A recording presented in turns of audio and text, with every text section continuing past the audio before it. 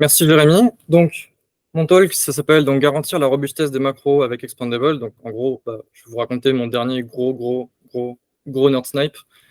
Déjà, commençons par moi. Donc, je m'appelle Sacha. Sur tous les réseaux, je m'appelle Scrapchat parce que j'ai pas trop d'imagination. Le jour, je travaille dans une boîte qui est parisienne qui s'appelle Trust&Soft. Notre produit, c'est un analyseur statique de code C. Moi, je suis responsable de leur bibliothèque standard C. C'est super fun. Seulement, c'est pas du Rust, quoi. Le soir et surtout la nuit, je fais beaucoup de Rust. Je suis tombé un petit peu amoureuse de l'écosystème et du concept de macro tel qu'il est défini dans le langage de Rust. J'ai fait pas mal d'OSS dans le passé. J'ai fait quelques PR sur RustC, donc le compilateur Rust. J'ai kickstart le développement de Cargo Breaking, un outil qui est totalement mort aujourd'hui, mais qui était la première, le premier jet de l'outil qui s'appelle Cargo Semverchecks aujourd'hui, qui permet de détecter des changements cassants dans des crates. Et j'ai passé un petit peu de temps à travailler sur le projet Tremor, donc, qui est un projet de la CNCF. Donc, déjà, pour commencer par des choses les plus simples, entre guillemets, qu'est-ce que c'est qu'une macro? Il y a c'est une feature qu'on voit de deux façons. Ça fait mal aux yeux, Trinity. D'accord. C'est une feature qu'on voit de deux façons en Rust. Soit on la voit dans les attributs, donc tout ce qui commence par des dièses, soit on le voit comme des appels de fonctions, function-like macro. Donc c'est des choses qui vont permettre de générer du Rust à la compilation. On n'est que sur des choses qui se passent à la compilation. Et ça a plein de petites utilités super sympas. Et moi, je m'en sers personnellement pour faire des DSL. Donc étendre un peu la syntaxe par endroit quand j'en ai besoin pour écrire des choses de façon beaucoup plus élégante. Il y a deux façons en Rust d'écrire des macros. La première, c'est de faire une macro procédurale. Donc, pour le dire de façon très succincte, on écrit une crate Rust séparée qui va en fait définir tout un tas de fonctions qui prennent du code en entrée et donnent du code en sortie. Cette macro-là va être compilée à part et le code qui est dedans va être appelé à chaque fois qu'on invoque une macro. Et il y a une deuxième façon de faire qui s'appelle les macros déclaratives, où en fait, il y a toute une feature du compilateur Rust où on peut définir dans un DSL qui est bien spécifique des macros qui vont être utilisés lorsqu'on les appelle. À savoir qu'il y a aussi une feature qui s'appelle macro 2.0, dont je ne vais pas parler du tout aujourd'hui. C'est une feature qui est instable et globalement, elle est utilisée que dans la STD actuellement, donc c'est peut-être pas très important d'en parler. Donc, je vais essayer de présenter le principe de macro déclarative avec la macro matches. C'est une macro, là j'ai vraiment copié-collé le code de la STD Rust. Donc ça commence par une déclaration. Donc ligne 1, on dit qu'on déclare une macro qui s'appelle matches. Ensuite, on dit ce qu'il va y avoir comme argument, en quelque sorte, à la macro. Donc, le premier argument, c'est une expression. Donc, c'est une variable qu'on appelle expression qui va être du type EXPR, donc c'est n'importe quelle expression du langage Rust. Juste après, elle va prendre donc une virgule, puis une variable qui s'appelle pattern, donc qui aura pour type un pattern. Et enfin, donc de façon optionnelle, donc le point d'interrogation veut dire 0 ou 1, le token, le jeton, enfin, le mot-clé if suivi d'une expression. Donc, c'est pour donner une condition. Donc ça, c'est la partie du macro qu'on appelle le matcher. Et ensuite, il y a cette partie-là qu'on appelle le transcriber. Donc là, c'est quand on appelle la macro, qu'est-ce qu'elle va générer. Donc on va voir qu'en fait, on va faire un match de l'expression qu'on lui donne. Si elle correspond au pattern qu'on lui a donné et s'il y a une condition, si ça correspond, alors on return true, sinon on return false. Voilà, donc je viens de vous expliquer une macro de la STD là, en 5 minutes. Je suis assez fier de moi, je tiens à le dire. Ok, donc maintenant voici un morceau de code tout à fait arbitraire et particulièrement faux, mais l'idée c'est que c'est une fonction qui va prendre une slice de taille variable et de taille connue à la compilation, mais qui peut changer en fonction des call sites, et de types différents, et qui va le transformer en vecteur. Donc, on crée un vecteur vide et on va pousser des choses dedans les uns à la suite des autres. Ce code-là, il est totalement faux. Ce code-là, il est écrit un peu comme en Python, c'est-à-dire qu'il manque des points-virgules partout. Quand on le compile, on voit très bien que le compilo catch ces erreurs-là et nous empêche de le faire, parce que c'est un programme illégal. Ok, super. Du coup, là, j'ai traduit ce programme, cette fonction-là en macro. Donc, c'est exactement la même chose. On prend donc 0 ou plusieurs expressions qu'on écrit dans le variable E, et donc on va faire un vecteur dans lequel on va ajouter petit à petit. Et bah, le souci, c'est que quand on écrit ça, qui est pourtant le pendant de la fonction précédente, mais dans les macros, bah, ça compile. Je sais pas vous, mais moi j'écris du Rust parce que quand un programme compile, bah, je suis raisonnablement sûr que le programme fait ce que je veux. Là, bah, je peux très bien ship ma macro qui est définie, qui est totalement fausse et jamais le voir et le voir que bah, si j'écris des tests ou quoi que ce soit. Non, je veux déplacer le problème le plus tôt possible, donc déplacer le problème à la compilation. Donc là, un exemple de quand on appelle la fonction. Donc, on a un appel, donc c'est le message d'erreur du compilateur, donc un appel de la fonction, et donc là, il est capable de nous dire, on a le même message d'erreur qu'avant, mais du coup, bah, quand on l'utilise, donc il nous dit que bah, on devrait rajouter un point virgule ici. Donc, ainsi a commencé ma quête. Écrire un outil qui permet de vérifier qu'une macro s'étend toujours vers du code valide. Il y a deux choses à préciser. Donc, la première, c'est qu'est-ce que c'est que du code valide en Rust. Et la deuxième, c'est bah, toujours est-ce qu'il y a des limitations qu'on doit identifier, etc. J'ai décidé que pour l'instant, code valide, ça voulait dire un AST valide. Les macros sont telles et les informations sur le contexte, l'absence d'informations qu'on a sur le contexte fait que c'est très dur de raisonner sur plus qu'un AST. J'aurais bien aimé pouvoir type-checker des expressions dans des macros, mais c'est juste impossible en fait, dans le cas le plus général. Donc, la première chose que j'ai commencé à vouloir faire, c'était bah, parser le contenu de la macro. Donc là, j'ai repris ce qu'on avait avant. Donc, on peut bah, tout simplement regarder ce qu'il y a dans le transcriber et chercher des erreurs. Donc déjà, la première chose à savoir, c'est que donc ici, on a E qui est une expression. Donc ça veut dire que là, ici, il va y avoir en théorie une expression. Donc c'est quelque chose dont on doit se rappeler. Et du coup, on peut voir que il manque. On peut voir quand on commence à parser qu'il manque un point virgule à cet endroit. Euh, c'est bien, mais en fait, bah, ça a deux inconvénients. Le premier, c'est que pour parser du Rust, il faut écrire un parseur de Rust. Je ne sais pas si vous avez déjà vu la taille de la grammaire du langage Rust. C'est pas quelque chose qui est bien à faire d'écrire des parseurs de Rust. Et surtout, bah, si on se contente de parser les choses, on va avoir des soucis pour tout ce qui est répétition. Dès que vous avez comment dire, un parseur, c'est pas gérer le fait qu'il va y avoir zéro ou plusieurs choses, et en particulier en fonction de ce qu'il y a dedans. Du coup, j'ai commencé à réfléchir un peu plus loin et je me suis rappelé qu'à mon travail, on travaillait sur des programmes qui s'appelaient des interpréteurs abstraits.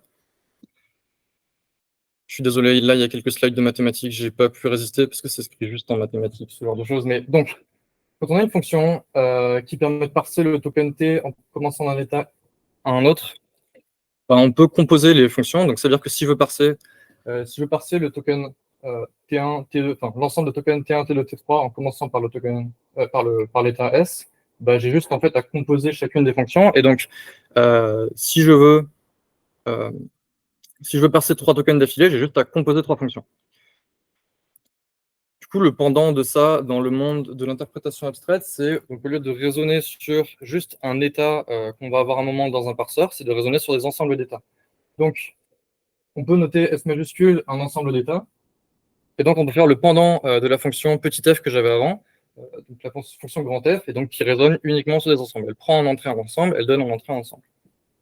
Donc, bah, du coup, ça devient super facile de la définir. Donc, grand F T de S, bah, c'est le FT de S pour tous les S dans S. Je me rends compte que ma notation est un peu mauvaise, du coup, c'est pas super pratique.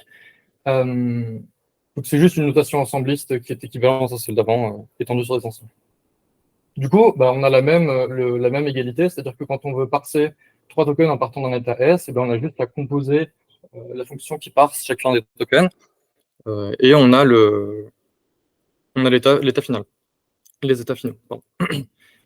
Du coup, gérer les répétitions, c'est super pratique parce que bah, quand on veut parser quelque chose qui est là 0 ou une fois, et ben, on a juste à considérer qu'il est là 0 fois, donc prendre l'état qu'on avait au départ, ou appliquer la fonction qui parse une seule fois. Et donc, bah, on a un ensemble d'états avec l'opérateur union qui correspond à l'état une fois qu'on a parsé ça. De la même façon, on a cette horreur qui correspond au fait de parser quelque chose qui apparaît 0 ou n fois. Donc c'est S, ou alors F, T de S, ou alors F, T de F, T de S, ou alors on compose la fonction à l'infini. Là, là, en réfléchissant un peu, on se rend compte que ça peut s'écrire comme ça. Donc c'est juste une union de l'ensemble des applications possibles de FT sur l'état initial. Et Donc là, quand on a fini ça et qu'on a mal aux yeux, bah, en fait, écrire donc on va regarder ça, et on peut écrire la version pour 0 one en changeant juste le quantificateur ici, parce que c'est plus facile. Bon, ça, c'est que des maths. On va passer à une démonstration, si ça vous dérange pas, ce sera peut-être plus simple pour tout le monde. Donc là, bah, du coup, j'ai écrit cet algorithme en Rust, ce qui est plus simple. Donc, il est appelé à chaque fois qu'il y a la macro expandable ici. Donc, si je compile actuellement,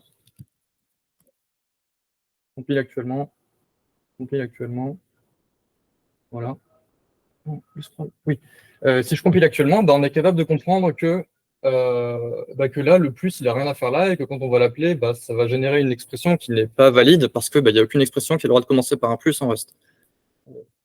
Maintenant, si on corrige cet appel, ça écrit pas super. Voilà, et que là, on recompile, cette fois, bah, la macro va être capable de prouver, donc avec l'algorithme que j'ai montré avant, que bah, tous les appels de la macro add bah, vont retourner du code valide. Voilà, je ne sais pas vous, mais moi je suis extrêmement fier du fait que je suis capable de montrer ça. Voilà. Maintenant, je vais vous parler des limitations et de pourquoi bah, ce genre d'algorithme ne peut pas être rajouté directement dans le compilo, mais pourquoi on a besoin de le mettre comme dans un outil externe qui a le droit d'avoir des opinions et de ne pas gérer tous les cas possibles. Le premier problème, c'est le problème des macros qui appellent d'autres macros lors de leur expansion.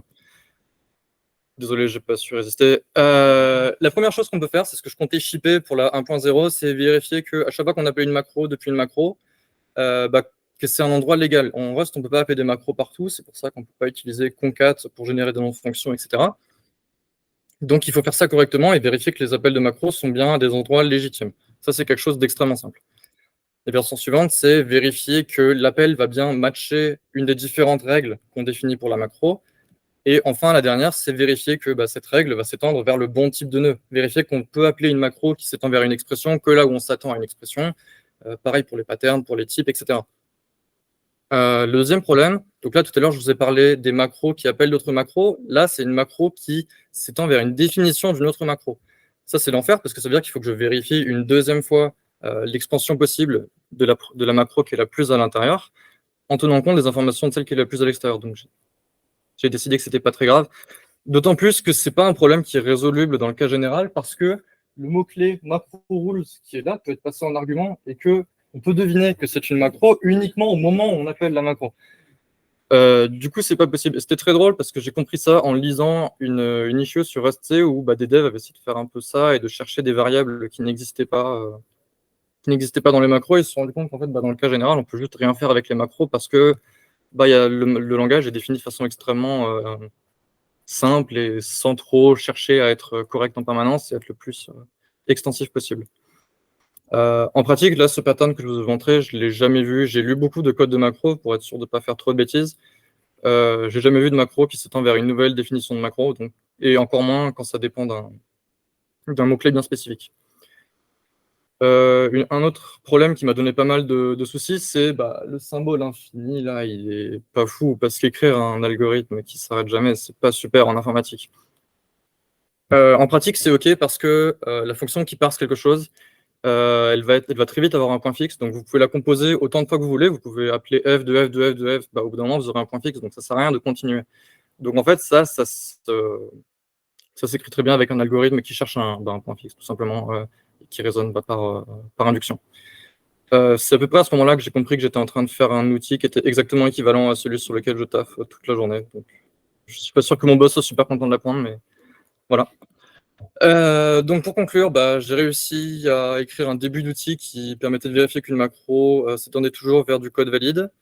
Bah, cependant, c'est quand même un petit peu compliqué et surtout, c'est pas valide dans tous les cas parce que bah, le langage des macros est défini de façon trop simple.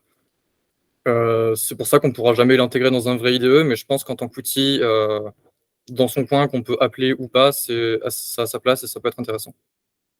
Voilà, j'ai fini.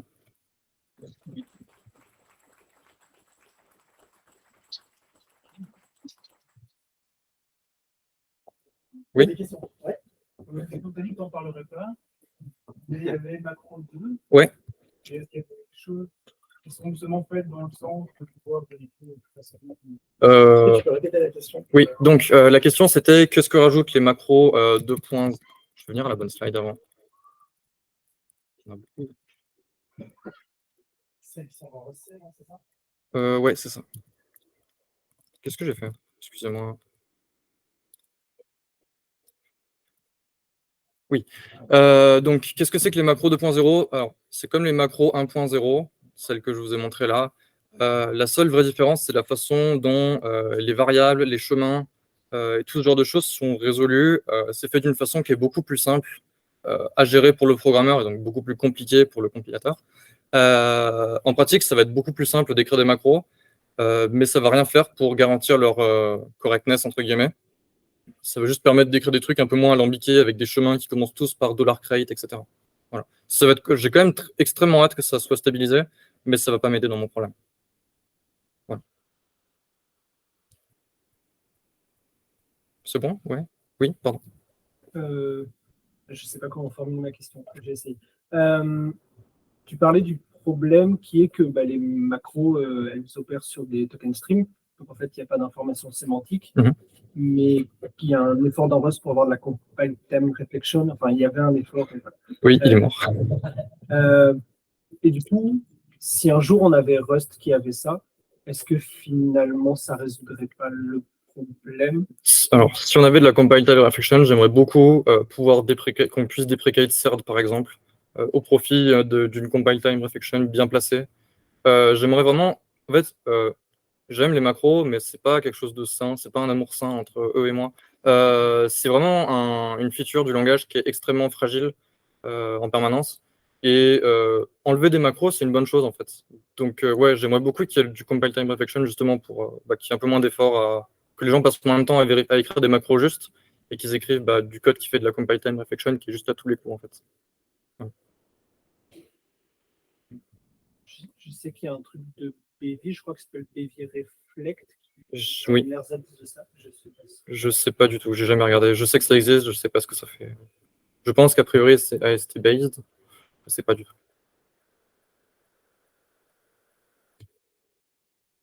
On est bon? Ouais. Alors, moi, j'ai une question. Donc, ton point fixe, c'est comment tu le trouves en fait? Je le trouve en appelant la fonction f, enfin la fonction qui va parser à partir des états, à l'infini jusqu'à ce que je me rende compte que je découvre plus de nouveaux états. D'accord, donc tu stockes les états connus et puis tu C'est ça, regardes. Et puis exactement. Okay. Exactement. Du coup, ouais, je suis assez convaincu qu'on a vite un point fixe. J'ai jamais réussi d'écrire des programmes, enfin des macros qui n'ont pas de point fixe. J'ai beaucoup essayé parce que ça m'arrangerait de le savoir, mais à ma connaissance, c'est pas possible.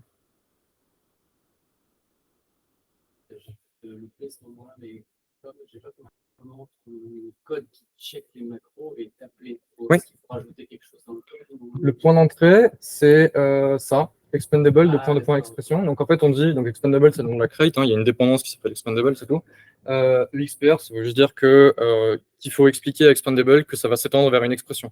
Une macro, ça peut s'étendre vers un pattern, une expression, un type, une fonction, d'autres macros. Donc il faut lui dire en quelque sorte par quel état commencer pour qu'il puisse parser en commençant par le bon état. Et je pense que c'est faisable d'en faire, à la place d'en faire quelque chose qu'on rajoute dans le code, d'en faire par exemple une extension dans le VS Code.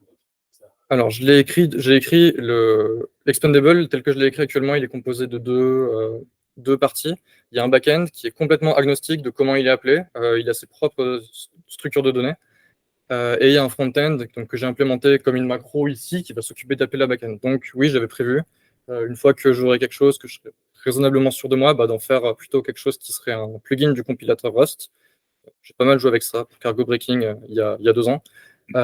Et je pense que la version la plus complète d'Expandable s'écrira comme un plugin du compilateur Rust. Oui. Est-ce que tu as déjà envisagé, du coup, il y a des temps donné que tu connais les types d'entrée des macros, de faiser les macros et voir si ça devient des bouts? On pourrait, en pratique, j'aime pas ça parce que moi je viens du monde de la preuve formelle et du coup, faiser des trucs, c'est un peu trop approximatif pour moi, mais c'est vrai que ce serait une bonne solution qui permettrait d'avoir 80% des cas, de gérer 80% des cas très, très vite en 20% du temps. Moi, je préfère quelque chose un peu plus certain, un peu plus compiler oriented. Voilà. On est bon?